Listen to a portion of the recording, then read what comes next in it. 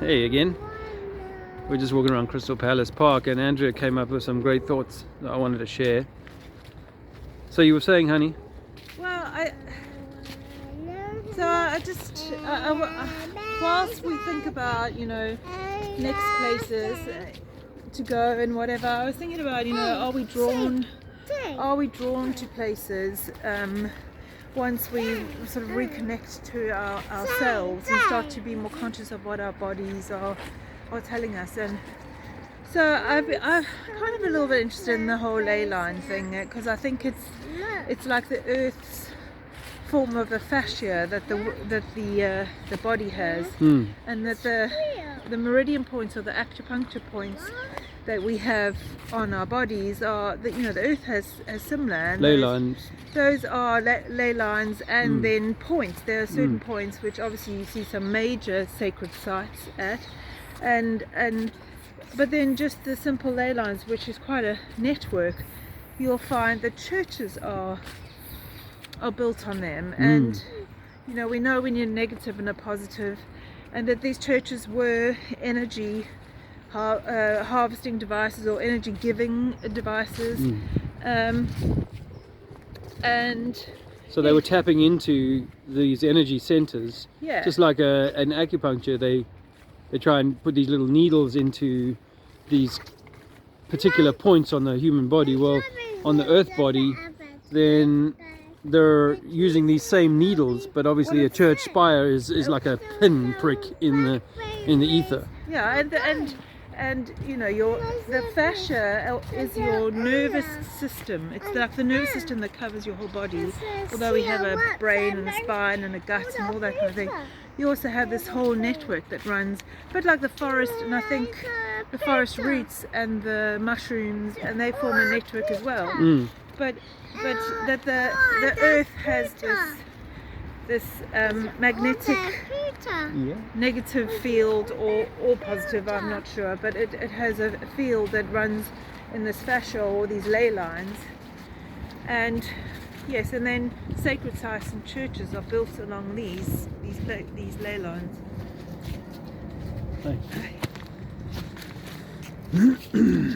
Yeah, I think that's a fascinating concept, and it makes quite a lot of sense. This is us theorizing. Of course, we're in the world of theories. I did a little bit of research, not on the famous YT, but just a bit of reading, and I was just skimming the surface. I mean, obviously, the ley line system, if you start to do a bit of research, is on a globe.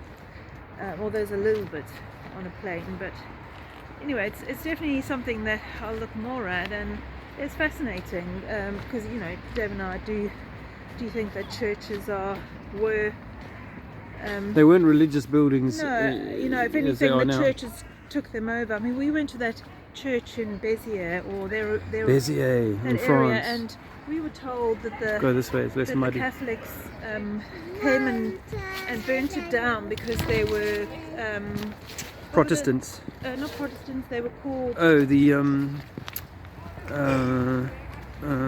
the Huguenots? No, the Cathars. Cathar. What were they called? Anyway, they were the people that broke away from the Catholic Church. Yeah.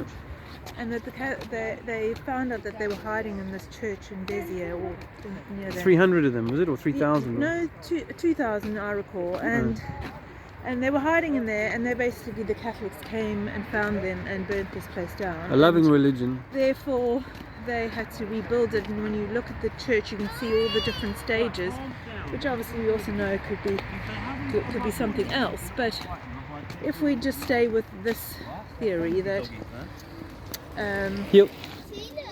That they actually, very friendly dog. Again, there were these Cathars were there because they knew how important the church was. What's wrong? They knew how important the church was, that they came and they were burning them down, just like they are burning down sacred sites or having wars around. Or damaging them, because it's what they talk about is Antiquitech, the Flat Earth British boys and John Levi and others. Antiquitech, all of these places, you see the tops of the spires are damaged. And but the truth is that, I mean, I think the earth, being part of nature, goes through cycles, and these things, earth is pretty good at looking after itself, and these things go in cycles, and you can't really get rid of the ley lines. You know, like with a human, your fascia can store, you can be in that parasympathetic state where you're in fight or flight, but equally you can, by being in a sense of well-being or reconnection with yourself and source, then you can calm that down, and meditation is a great way of doing that. And you know, I think the same is for the ley lines, that actually they're still there, even though the churches may have been and you know, and the renewal or the well-being of those ley lines or the fascia is very much renewable or restorable or rejuvenatable. If we knew how to tap into it. I think this is why you see these churches, beautiful churches, small village, got like, you know, 20 houses, 50 houses, 100 houses today. Imagine how many houses there were then when they built the church 100 and 200 years ago. But they've got this magnificent building now. Why did they damage the churches, or why did the religions take them over? To take the power from the people, because this was the people's power. These buildings were the people's power, and ironically they supplanted it with a religion that robs the people of their power. So it's a curious irony that they have stolen the power, and now we have to buy it through electric companies, and they rip us for that. No, I think that's where we are possibly going to be heading back to, is once we go back to our own fascia and our own selves, then you just have this we were just talking about, we're in the park, we're meant to be outside, you know, it's just, it feels, when you're here, it feels like you can breathe properly. It feels like, you know, you clear something around you, and we know the forest is for rest. But there's definitely a cleansing that goes on in nature, and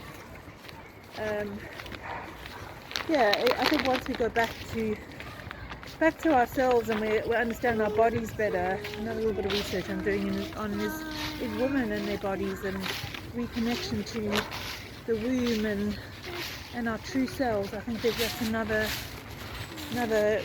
thing that's been done to women over the ages is you know, we're totally disconnected, and women are creators. They are they're these amazing beings. So are men, but you know, I have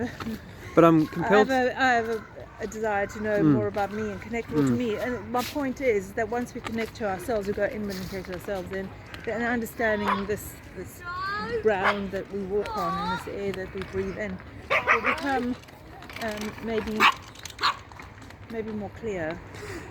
I'm compelled to say that the phrase "the body of Christ" comes to mind as you're talking, and that, as I say to people, and as I said to that parking attendant earlier today, you know, we may be the Christ having an experience here, but if we are the microcosm of the macrocosm, then we are walking on the body of Christ. And you know, Christ to mean the creator, to mean the source in this case. And so yes, we must love this and not harm this. And we were saying earlier on, I don't know if you touched on this already, but how the spires are actually like the acupuncturist's needle. They're protruding into the ether, the positive energy ether, rooted in the negative energy earth. And it's that kind of cycle. I think why they use copper roofs as well is because it's like this battery electrical thing that's being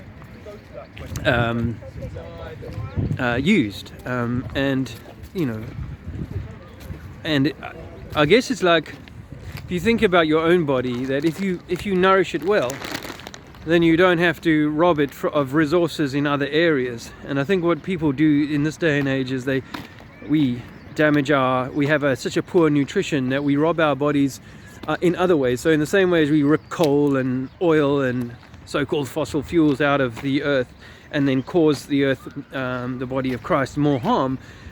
So we do with our own bodies, that we rob our bodies of the natural energies that are found within in the bones. You know, the bones are like this electrical storage system, energy system, and when you deny your body of certain things, then your body has to rely on the resources, the coal and the oil from within the bones to survive, to be well.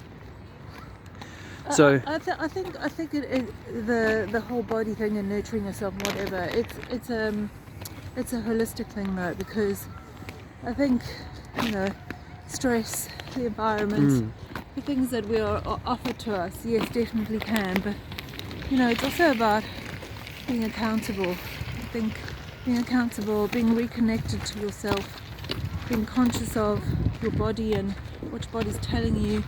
So yeah, it's a combination of things. I feel, you know, I'm so mindful, especially in this truth community, of wanting to constantly point the finger up and say, it's, you know, all these things around me are to blame, and of course they're on offer, but I have accountability too. And you know, when I stop blaming, and also, you know, the blame being on myself too, when I stop doing that and I start being accountable, then you can start to make decisions based on your awareness rather on the victim. And then, you know, we have to do the same. We have to do the same with the earth. You have to feel it. You have to be in touch with it. And you know, we can blame humans for doing what they're doing, or the system for doing what they're doing to the earth too. But really, we have to be accountable for that. So, and I'm not. This is not a climate change speech. No, the change is going to come from within your own climate. Yeah, absolutely. Your own microcosm. That's where you make the change. And anyway, it's really good to be outside. Yeah. So the sun is right in my eyes. Nice. Yeah. And yeah, it's good to a rare bit of sun gazing. Get the body moving a little bit. We've been a bit of a... Yeah, sun gazing is good for you, by the way, if you haven't already come across it. We've been a bit of a fluey household. Look into how you do it. We have been a bit fluey, a little under the weather, which is unusual, but... And hopefully we're all on the mend now, so... Yeah. Anyway, it's nice having some musings. Musings, yes. Musings with you.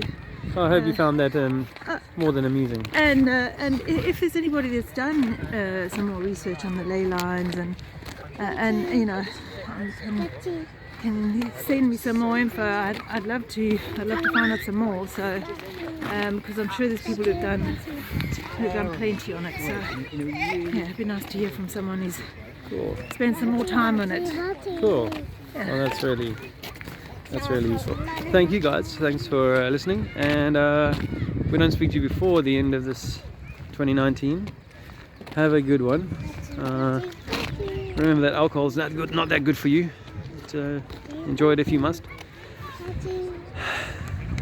Less rules, less rules and more kind of just go with what feels right for you. So, all the best, brothers and sisters.